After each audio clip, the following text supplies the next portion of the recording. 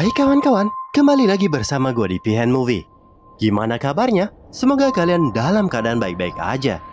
Pada kesempatan kali ini, gue akan membahas lanjutan film kemarin, yaitu The Texas Chainsaw Massacre 2 tahun 86. Film ini masih menceritakan kesadisan dan kekoplakan keluarga Sawyer dalam membunuh para korbannya.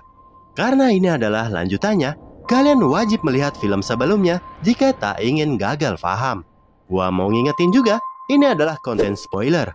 Bagi kalian yang belum nonton filmnya, gua saranin tonton terlebih dahulu. Dukung juga channel ini agar kalian gak ketinggalan video seru selanjutnya. Jadi mari kita mulai filmnya.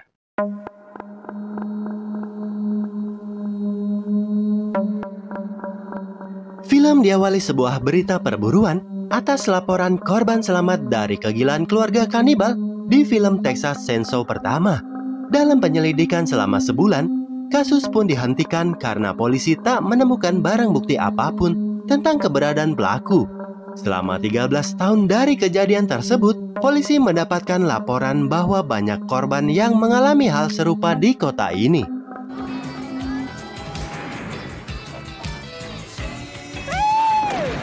Berlatar tahun 86, scene diperlihatkan dua bocil kematian yang bernama Rick dan Buzz. Dalam keadaan mabuk, mereka berbuat keonaran di jalan.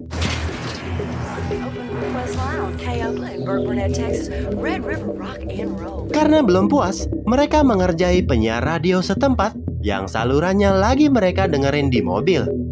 Dia bernama Stretch. Tak hanya itu, mereka menggantung teleponnya sambil mengganggu pengendara lain.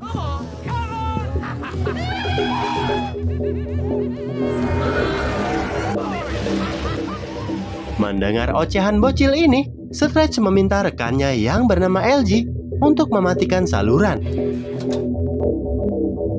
Broadcast day for K Oakla in Burnett, Texas. Red River Rock and Roll. In New York, it's 1 a.m. K Oakla Red River Rock and Roll request. Tak sampai di situ, ketika malam Stretch menerima telepon kembali dari para bocil ini. Hingga di tengah jembatan, mereka melihat mobil yang tadi siang menghalangi jalan mereka. Merasa terus diikuti, para bocil yang tadinya selengehan ini pun kena mental. Sampai seseorang yang nampak seperti mayat muncul menggergaji atap mobil mereka.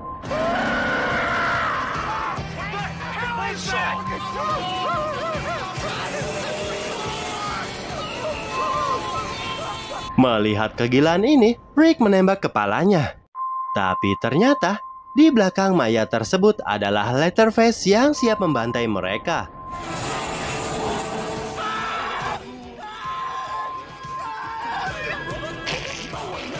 Penyiar ini yang dari tadi mendengar lewat telepon merasa shock dan bertanya-tanya apa yang terjadi dengan mereka.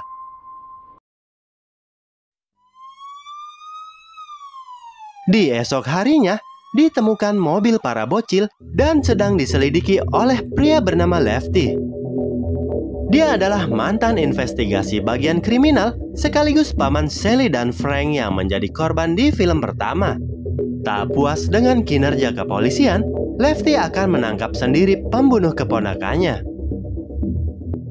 Singkat cerita, ketika di apartemennya, Stretch datang untuk memberi informasi tambahan mengenai keberadaan adanya psikopat bergergaji. Selama 13 tahun ini, hasil investigasi Lefty selalu dianggap halu oleh pihak kepolisian. Bahkan pendapat dirinya dibuat lelucon di surat kabar sehingga informasi darinya tak sampai ke telinga warga Texas. Dan setelah kejadian semalam, Stretch baru mempercayai Lefty, tapi dia menolak kesaksian Stretch karena hanya suara rekaman tak bisa dijadikan bukti. Setelah dari sana, Stretch bersama LG melakukan peliputan pertandingan antar pengusaha catering yang pemenangnya akan diumumkan sekarang. Tanpa mereka ketahui, Drayton ialah juru masak keluarga Sawyer yang selalu menggunakan daging manusia sebagai menu andalannya. Sudah dipastikan siapapun yang memakai jasa cateringnya akan merasakan daging para korban psikopat. Di tempat lain, Lefty mendatangi toko perkakas untuk membeli sesuatu. Dengan sisa celengan terakhirnya, dia pergunakan untuk membeli 3 gergaji mesin. Untuk apa lagi kalau bukan untuk membalaskan dendam kematian keponakannya.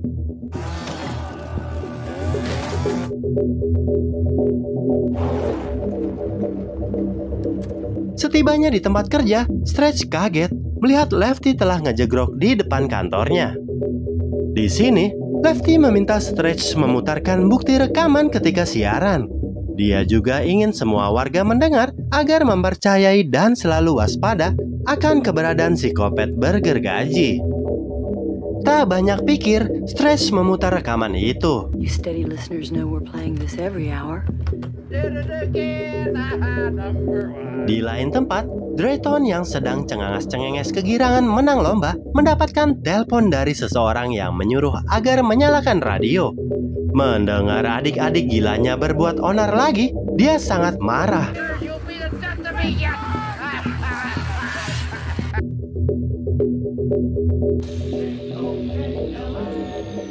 Singkat cerita, seusai siaran, LG pergi keluar untuk beli kopi. Sedangkan Stretch yang dari tadi menunggu Lefty datang mendapatkan telepon dari seseorang. Hey, Oakland, this is Stretch. Dan tak lama, terdengar suara gaduh dari luar ruangan.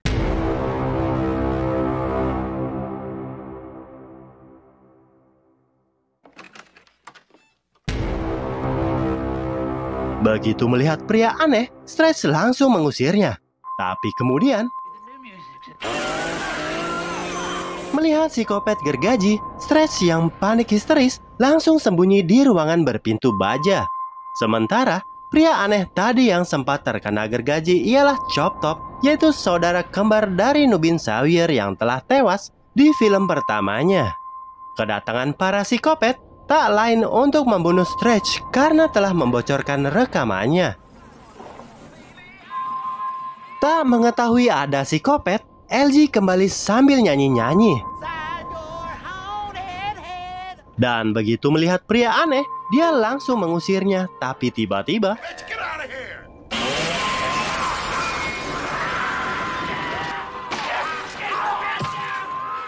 di dalam, Stretch yang menduga Leatherface telah pergi, bersiap-siap keluar.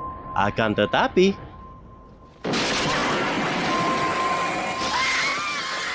dengan menjebol tembok, psikopat gergaji berhasil masuk dan hendak membunuhnya. Tapi nampaknya, Leatherface menyukai Stretch dan hanya ngacak-ngacak ruangan dan meninggalkannya dalam keadaan hidup.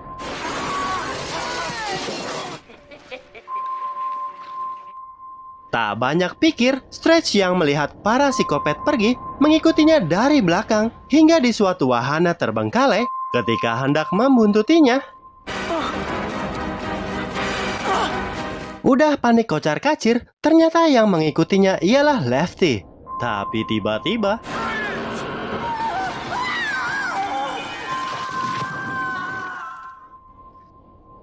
dengan segera, Lefty mengambil senjata dan buru-buru menyelamatkan Stretch. Tapi di dalam, dia melihat darah mengalir dari dinding dan ketika dijebol,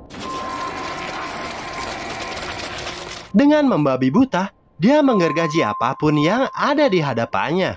Sementara itu, Stretch yang baru terbangun dari pingsan dikejutkan banyak ceker orang tergantung. Melihat ada yang datang, Stretch buru-buru sembunyi, lalu terlihat Leatherface masuk mengambil alat pemotong dan menguliti seseorang.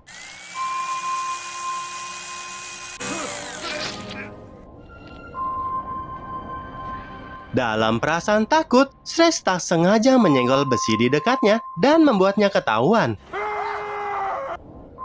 Tapi sekali lagi, Leatherface tak membunuhnya, malah menyembunyikan Stretch dari saudara kopetnya. Benar-benar orgil, setelah dipaksa untuk memakai topeng kulit fresh, Stretch diajak berdansa olehnya. Setelah itu, dia diikat dan ditinggalkan di ruangan ini. Lalu, seseorang yang tadi dikuliti terbangun dan memanggil namanya. Ternyata, dia baru menyadari kalau pria itu adalah LG. Dan kulit yang dipakai ialah kulit wajah dari rekannya itu. LG yang tak sanggup menahan perih pada lukanya akhirnya tewas di hadapan Stretch.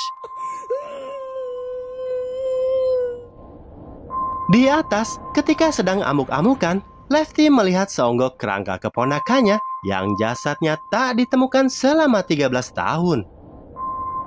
Sementara itu, Stretch yang telah tertangkap para psikopat akan dijadikan korban pemanasan sang kakek mereka seperti di film pertamanya. Dan tentu saja, sang kakek yang kopong masih tak sanggup memegang martil untuk memukul kepalanya.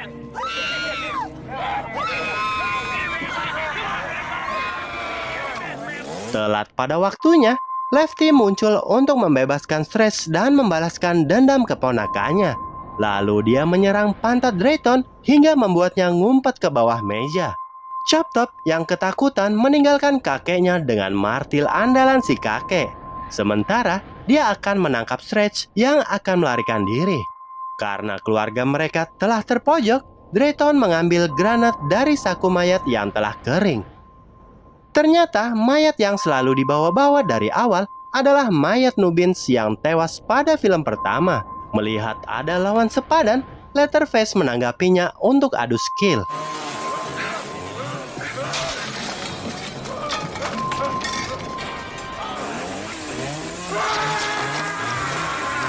Walau perutnya telah amburadul, psikopat Leatherface tak mati-mati. Sang kakek yang merasa tak berguna mencoba menolong sang cucu dengan melemparkan martil. Tapi lemparannya malah mengenai Leatherface sehingga gergajinya mengenai Drayton yang sedang memegang granat.